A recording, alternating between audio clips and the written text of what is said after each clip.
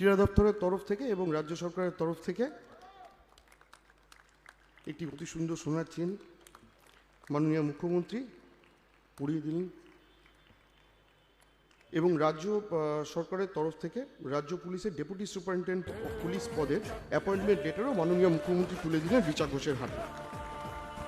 একটু দাঁড়িয়ে সবাই যদি একটু করতালি দেন, একটা দারুণ মুহূর্ত। বঙ্গভূষণ পেলেন চাকরি এবং শোনাচ্ছেন রাজ্য সরকারের পক্ষ থেকে একগুচ্ছ উপহার মুখ্যমন্ত্রী রিচার জন্যে। বঙ্গভূষণ সম্মানে সম্মানিত করলেন মাননীয় মুখ্যমন্ত্রী রিচা ঘোষকে।